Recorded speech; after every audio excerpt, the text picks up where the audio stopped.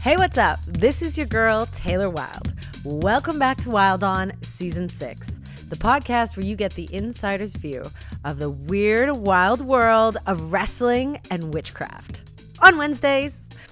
All right, I know I've said it before, but we are getting really wild Season 6. I mean, we are just straight up wilding out. We're going to be traveling. We're going to be bringing the biggest names in professional wrestling today, but most importantly, we are mixing it up. We are getting a little bit spicy. I'm bringing you my Etobicoke homegirl, the Veronica to my Betty, my muscle mommy, Silesia Sparks. What's up, bitch? Hi, bitch. Okay. How do we meet? We met back in, I want to say it was back in my red hair days. You, I think you were retired at this point. You had a girls group. Oh, at Squared Circle. Yeah. And Sebastian came to help you, and he brought me along to help everybody help each other. God, I had no idea. That was our first interaction. So in my mind, yeah, we met for the first time at this promotion that we've both worked for in Toronto that we're not going to talk about because patooey. But you literally had kind of retired. I was retired, and this was not me being retired. This was me being injured. That's what I was. Okay. So I want to say 2016. It was kind of shortly after my ban. I was like, fuck this. Yeah. I hate this. It's boring for me now. I'm not having fun. Everything's the same. I can't really do anything. Okay. So let me take a step back. And that's when that was my break. Got it. And then you and I have made a lot of similar mistakes and parallels. Lots. We both married Englishmen, and Englishmen are fine. It's no shade to the Englishmen, but just the ones we chose were not. They weren't quite right.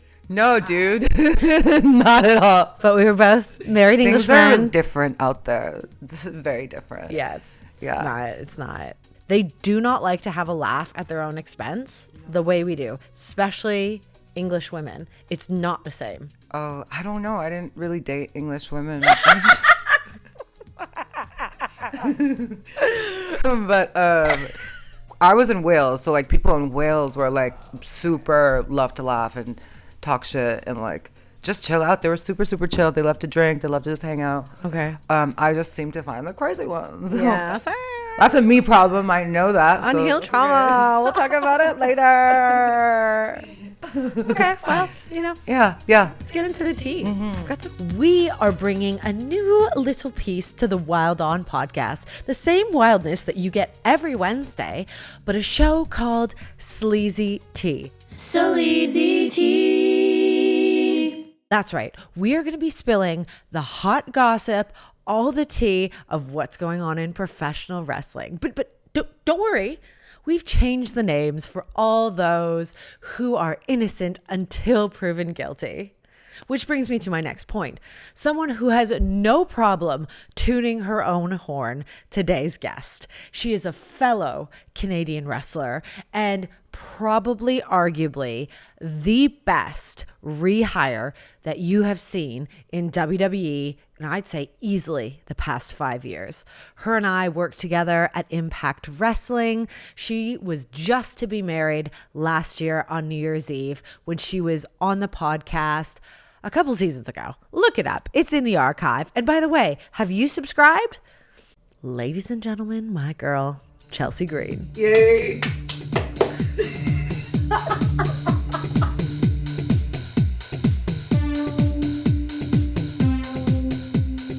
Thank you for taking the time out to do my podcast. Seriously, you're so fucking busy. Okay, but I like doing stuff like this. This is fun. And there's so much to catch up on. Do you know when we did this last, it was right before your wedding. You weren't married yet. And I had just been released maybe a couple months before. Yes. And you had just started your own podcast. Yep. The whole world is different now. I know, it's crazy. So much has changed in 2 years almost? Yeah. Okay, so as your friend, as a worker, I just want to say, and those are two very different things, but I just want to say Dee and I talk about it all the time. You are easily the best rehire WWE has ever had, because I know you personally, and knowing your path, your journey, the challenges, knowing what that world is like I'm getting so many spiritual goosebumps saying this, but like, you were in so much alignment. You were so Thank authentic, you. and you went out there in a way that girls who just get hired and start can't do. Because No, it's so different. It's so different, like earning something and also having a chip on your shoulder, but also wanting to just like prove your fans right and everyone else wrong. Like, there's just so much more to it. Yeah, and you went out there like, this is my moment. Excuse me, everybody sit down, shut up, and watch. That's honestly how I felt too. It's just like, I have nothing to lose anymore. Like, I truly have nothing to lose. Let me just like lay everything out on the table. And I hate to say it, because you've gone through so many challenges that would probably mentally break someone who's not as strong, because you made it, and then you had your debut, and then injury, and then you made it, and you had your debut, and then injury. Like, Yeah. I mean, there's just been like so many little bumps along the road, so many speed bumps, so many times I took the wrong route, and I feel like it really all was for this. It was for this moment, for me to come back and have such an awesome return and do things that I love and be a character actor and hold a championship. Like, all these things, you know, the time was right.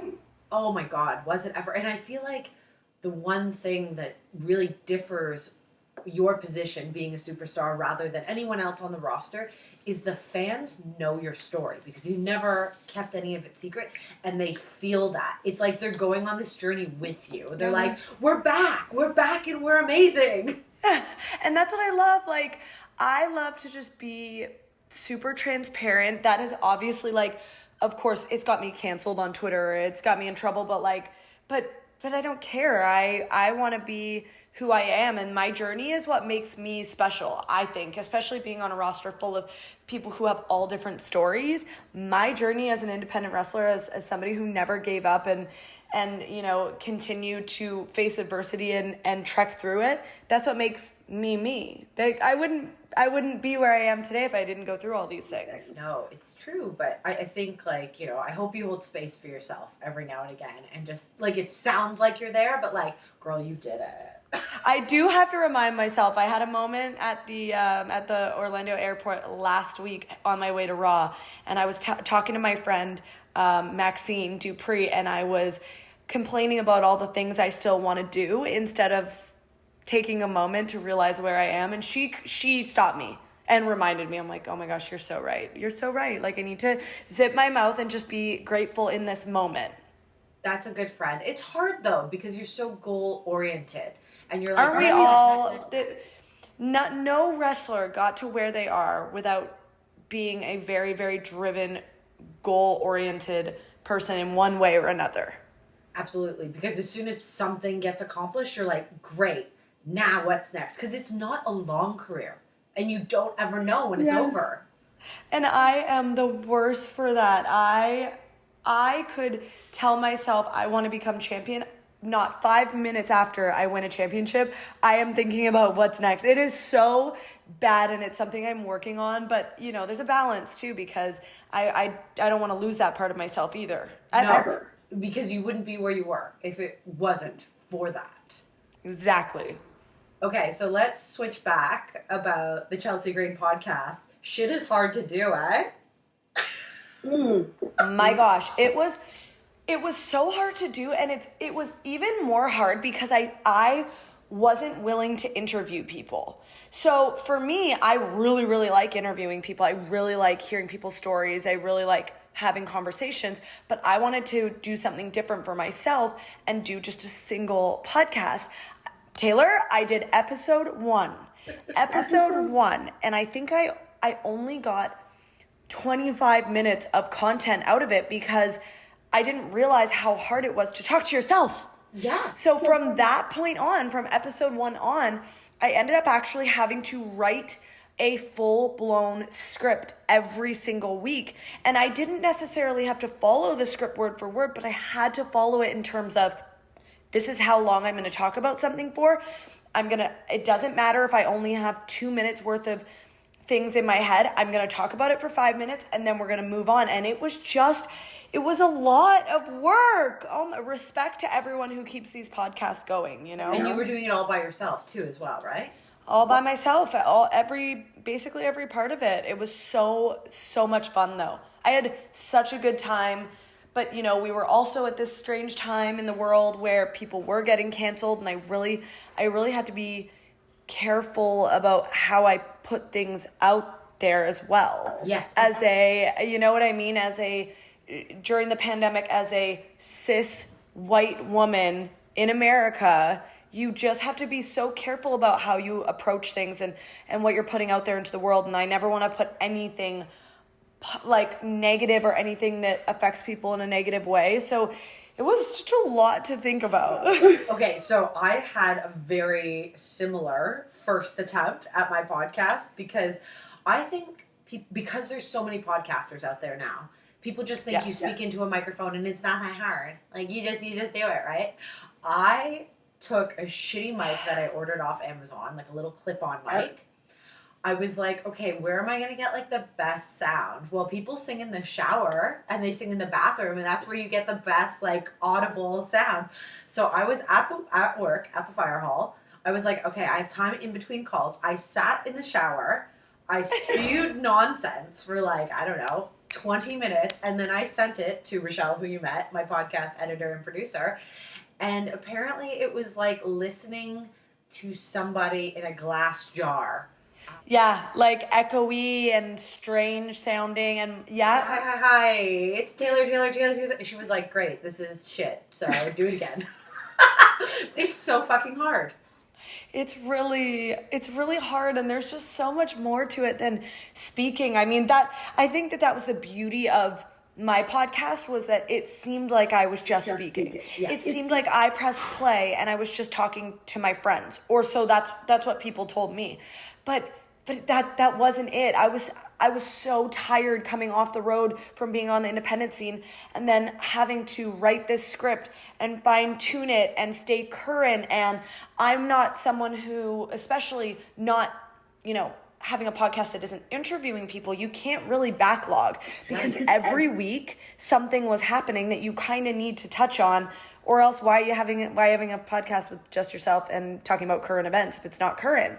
Right. I mean, honestly, the amount that goes into podcasting, and it's just like anything else. Like, from the outside looking in, doesn't everything look so glamorous and like easy? And none of it is. Not one part of podcasting is glamorous or easy at all. Which is just like wrestling though, really. Absolutely. Yeah, we look glam. We make it seem like we're killing it on social media. We smile. We do our podcast. Inside, chronic panic attack. My life is completely falling apart. I'm trying to, you just get on with it. And that's what people always need to know, is like, we are all just having a human experience, and we're just... Yes. Right. That's exactly it. Right. Like, I mean, I don't know about you, but my good group of core girlfriends from Canada, they all do something else. I've got real estate marketing. I've got a realtor. I've got a dentist. A photographer. They don't give a flying fuck that I am a wrestler, because at the end of the day, we are all just going through life stressing about one thing or another. I may be stressing because I haven't slept in 3 days, or the world feels like it's crashing down on me on Twitter. But, my girlfriend is out here trying to get a deal and put food on the table when the market is awful, and my dentist girlfriend is working 8 days a week. You know what I mean? Like 100%. We all have these issues, and then we all have like amazing areas of our work too. You win some, you lose some. 100%. And let's talk about, you already have your autumn moment going on in the background. That's right. Our pumpkin spice life happening inside ImChesleaGreen Manor? Absolutely. And if you don't watch TikTok, then you need to go and look up the ghost painting trend. I forced my husband to go to the thrift shop the other day. We got a bunch of paintings. I bought acrylic paint, and I drew ghosts on the paintings, and I'm so thrilled with how they came out. And I've got my little skeletons here, and my glasses up top that you can't see with skull hands. I've got pumpkins. I've got it all, baby. It is fall for me. It is Gilmore Girls season. Yeah. Sweater weather. Yes, absolutely. I am very much, I am a basic bee, okay? And I'm not trying to be anything else other than who I am, and I love the seasons. Do you have thigh-high brown boots?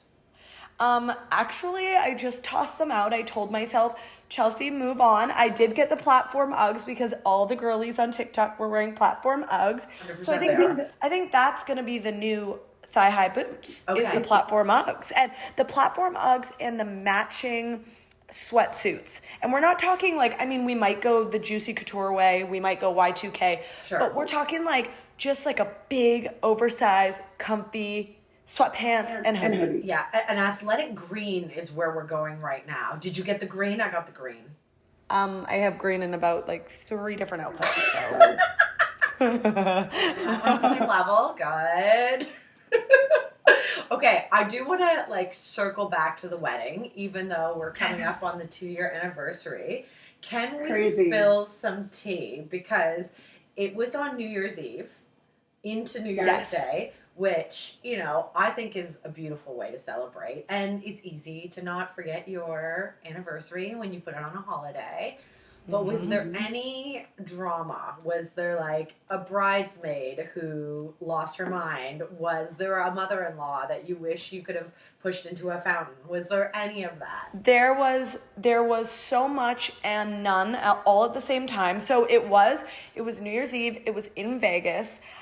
We did it because Matt and I have, from the time we started dating, we've always loved hosting New Year's Eve parties at our house.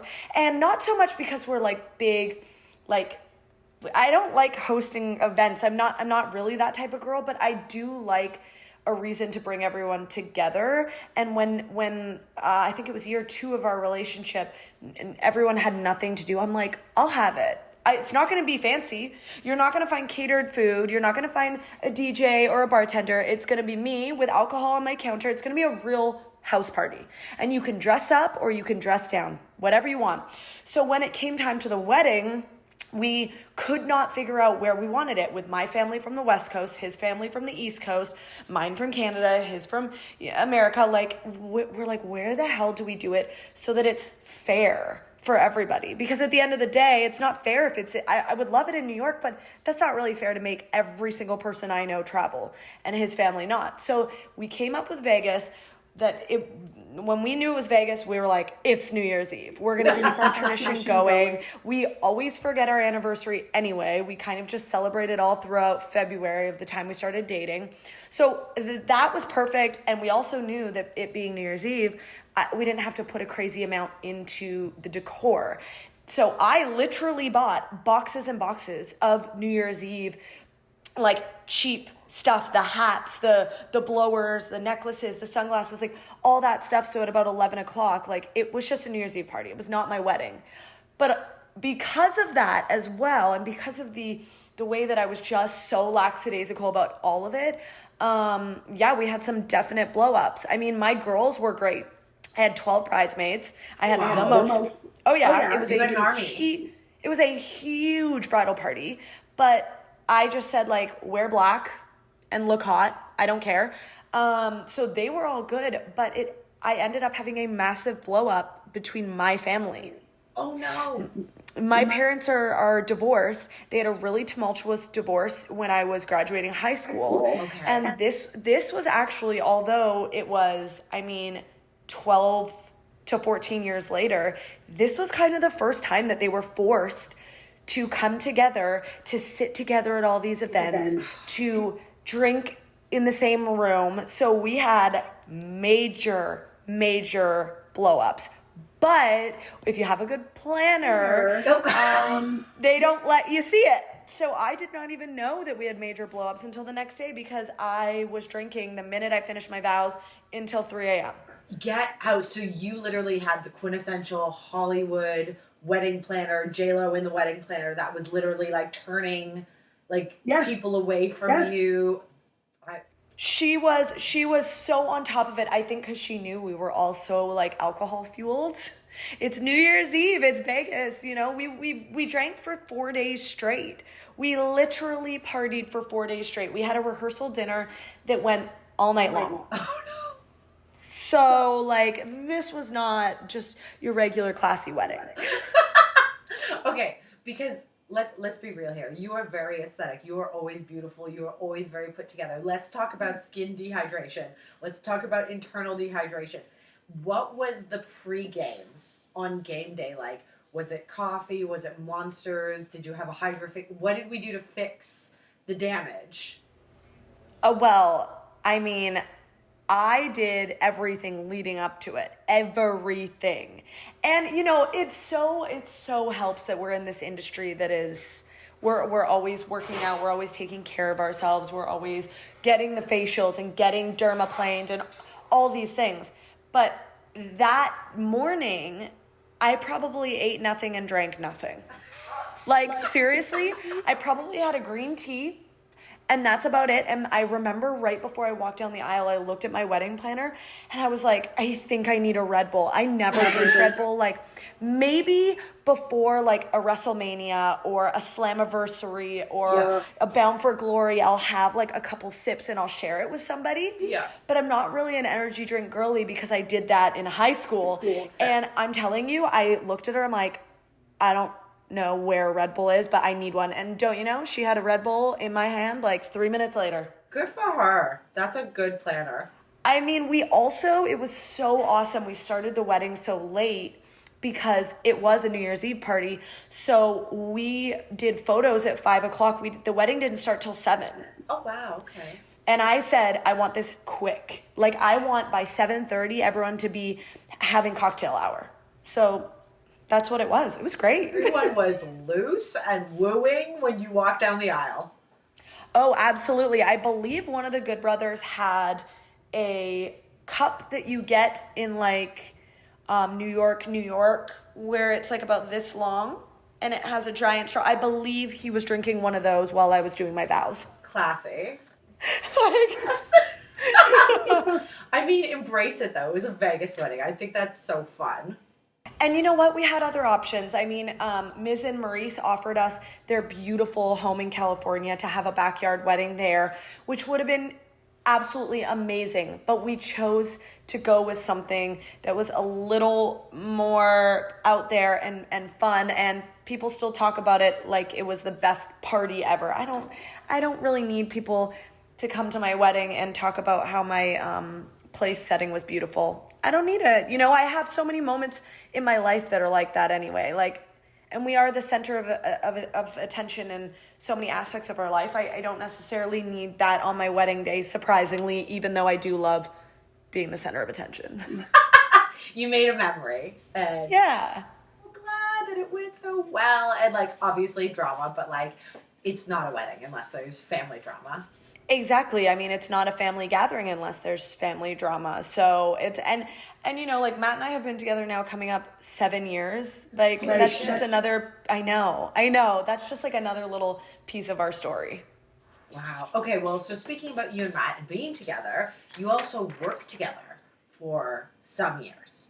And you worked together at Impact, and then, you know, you had your time in WWE together, and now you guys are doing different things. So what's it like having separate career lives? Because this is different. This is a different element of your relationship. So when we first started dating, I was working at Impact and he was working at WWE. Then I got called to NXT. He was working at WWE. When I got called up to the main roster, he was released. And then I was released. And so then the first time ever working together was during the pandemic. Our very, very first match together was Slammiversary 2020. Matt and I versus Tennille and Brian Myers.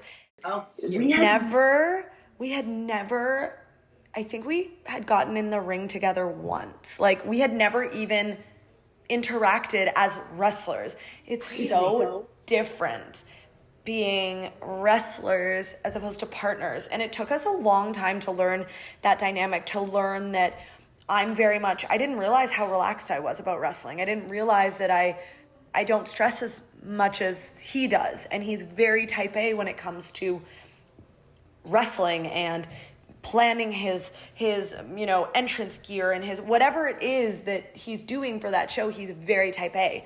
And in life, I'm type A. In wrestling, I am not. So it took us those full 2 years of working together to mesh properly. And it's funny because, on social media, you look like, oh, they were meant to be together. I can't believe that this is the first time. A lot of people forgot it's the first time that we're working together. I did not. Let me tell you, Matt and I fought that entire 2 years because we also, on top of being totally different wrestlers in the ring, we're totally different outside. When I travel somewhere, I like to experience things. I like to try a local coffee or a local cafe, or I like to go for a walk. I like to do something. He is a very regimented human who wants to go to the gym and go to Denny's. Got it. So very American. Yes. Oh, very American. So all of these things they were just learning experiences. So now it's almost like we've gone back to the way we were before when we started this relationship, which is two very different places. But we understand each other because now he understands what I went through on the independent scene and I understand what he went through at WWE, which we didn't have before. Ah, interesting. But I almost wonder, that 2 years of you being forced, well, not forced, you worked together, but... We were forced, but yes. But how much stronger that made you as a partnership. It could very well have broken you, but to go through that and be stronger, it was almost like the universe threw that challenge at you and was like... No, that is exactly it. We definitely are in a place, and we have been for a couple years, where... Nobody can tell me something about my husband that I don't already know. You cannot surprise me, and there was a time in probably 2020 where there was a lot of negativity because of the pandemic, and a lot of people kind of trying to break people up and trying to ruin people and trying to tear people down. And I'm so thankful that we were able to get through that and come out the other side stronger. And although it was a very, very hard time, and it was very hard to learn a different side of my partner and figure out how we mesh together in wrestling, I'm so grateful for it because now I know exactly how he works. There's no surprises in that aspect either. Isn't it funny though, when you're forced into something that's this life challenge that you wouldn't have chosen, that's very hard, and I witnessed a Matt and Chelsea moment at Impact. I've seen it, and that's the person you go home to. That's your safe space. And then having those blow-ups at work that have nothing to do with your relationship. Big kudos to you guys for pulling. It's hard. And for anyone who has to work with their partner, it's really hard to travel, work, live, play, all of it with your partner. We don't do that with our family even. We don't do it with our best friends. So you have to find a balance, right? And our balance was definitely okay, we're gonna come together, we're gonna plan this match, but then we're gonna go our separate ways. I'm gonna hang out with the girls in the locker room. He's gonna hang out with, his guys. He's gonna hang out with Brian Myers and the Good Brothers and stuff. And that's how it's gonna be. And if he wants to stay out late and have a couple drinks with them after the show, I love that for him. I'm gonna go to bed. Totally, but I think that's beautiful balance. And like you said, there's nothing that can be thrown at you, and there's never going to be a side of Matt, or there's going to be a very few times with Matt that you're ever going to be thrown off track because you're no, I know. No, that's exactly it. And I have so much fun now making fun of him with Brian Myers and all the guys that were on the road with him for the past 15 years. It's so funny to me because I didn't know that side of him. I didn't know he's so regimented. I didn't know he's a stiff worker in the ring or all these things that I've learned. It's so funny. And now, Mr. Matt has a work wife. He's got his Steph DeLander, who you worked with for years. How's that dynamic been? Because now he's got a partner. I love it. When he quote unquote lost me, he was so nervous about what he was gonna do. I had all the faith in the world, and I'm he doesn't need me to succeed. I don't need him to succeed. But I understood that that was his thing. He was even more of a heel because he had some like hot girl beside him that was talking shit. So I understood that he felt he lost a little piece of his character. And so we discussed for a while what was going to be next and who he was going to bring in. Was he going to bring in a male, a female, someone tall, someone small? Like, how is this going to work? And I knew Steph, but I didn't think about Steph. Matt was actually in Australia, and he saw her for the first time, and he texted me, do you know STL? Like, she has such a cool look. And I was like, oh my God, she's perfect.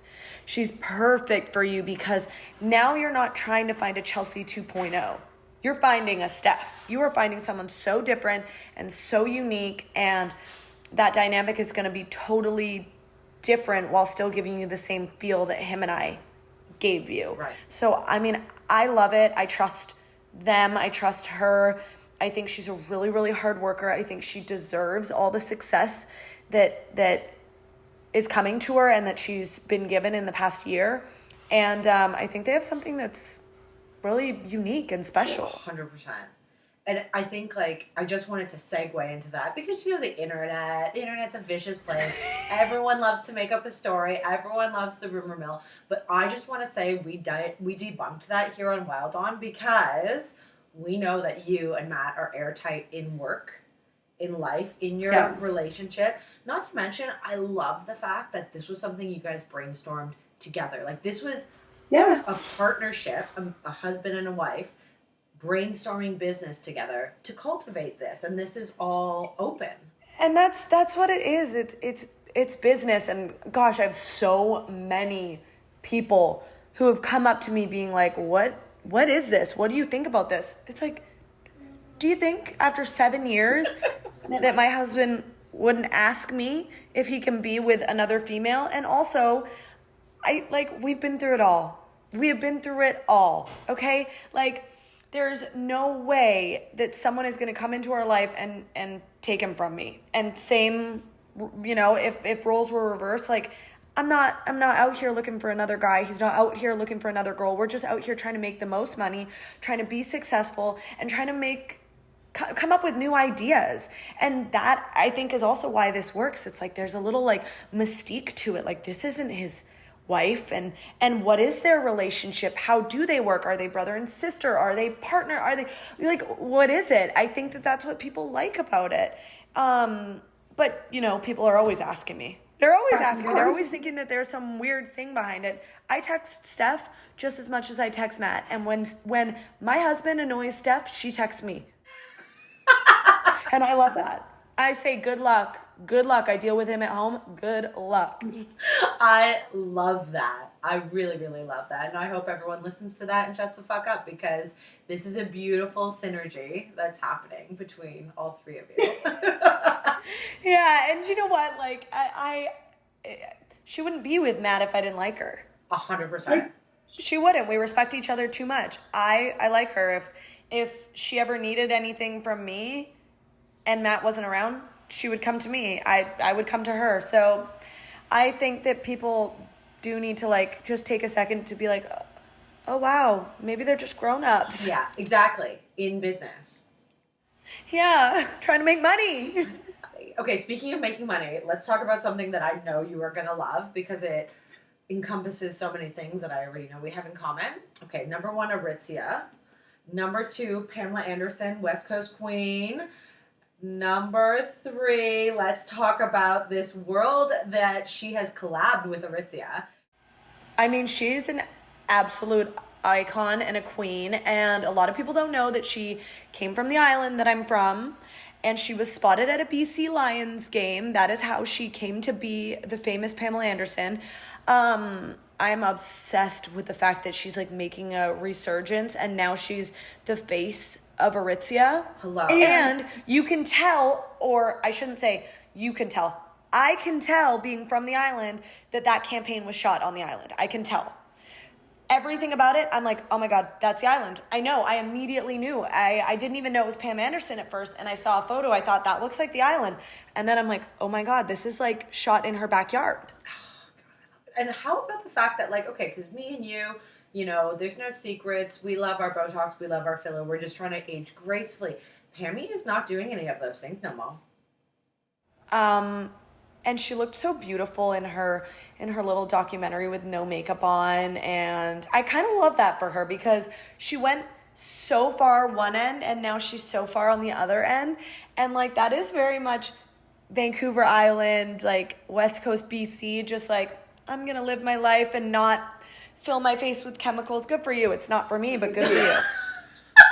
And there's all these movements. Like, I was just listening to a podcast this morning. I don't know if you listen to the Dumb Blonde podcast with Bunny. No, do I need to? Yes, you'll love it. And she had Jeffree Star on, and there's this whole movement in Hollywood now with dissolving your fillers. Everyone is going back to natural. So I did start dissolving my fillers. Now, I get Botox, and I found other ways around it, but I dissolved my fillers. I don't have lip fillers in anymore. None of it. I just basically do really intense lasers on my skin. Okay. And then I do a little bit of Botox, and then I do PRP, which is taking your own blood, spinning it, and putting it back in you to like regenerate the cells. And that has been the best thing ever. Crazy. Okay, so besides your lips, where else did you have filler that you don't have anymore? Well, I kind of tried everything once. So I had Sculptra for a little bit, and I put Sculptra in my smile lines. I put Sculptra here. So I tried Sculptra for a bit. Sculptra was not for me. I had filler in my lips. I dissolved that. Then I put filler back, and then I dissolved it again. I had random things like around my jawline and under my eyes. Like, I am one of those people, I'll try everything once, but if it doesn't work, I'm not keeping it in. Totally. And it's like no love lost. I will just dissolve it and move on. Yeah. No, I think that's really cool because there is this movement now where we push so hard to look like human filters. And now we're we're in the middle, I think. And I would say the Kardashians probably started that movement to some extent. Yeah, I love it. It's just moving away from that 90s trend of overfilling yourself and not looking like you. Yes, not looking like a crazy Catwoman, because that is what can happen, for sure. Yep. Okay, let's circle back to wrestling just a little bit about wrestling. Miss one half of the women's tag team champion, and homegirl, you became a champ, had a partner, she got injured. And you're just retaining your championship with Miss Piper Niven. It's so crazy, isn't it? It's so, so crazy. I mean, there's no words that can describe how it feels to be a WWE champion after almost 10 years of working towards this. Of course. And was there a big fear when your tag team partner originally got injured? Were you like, fuck, the reign is over? I was more so worried for her in the sense she just has worked so hard to get there. I have been through this a million times. Like you said it when we first started. I have been fired and rehired a million times. I've broken bones. I'm good. I know I can come up with something, and if they don't want to use it, then they're going to do what they want. That is, you can't change that. But I was just worried for her and her mental health, going from being on the road for the past 7 to 8 years to having her very first injury and being out after winning the championship, her first title. But actually, turns out she's thriving and doing amazing and healing so well. And we talk all the time. And I was just very, very grateful to be given a second chance. Sure.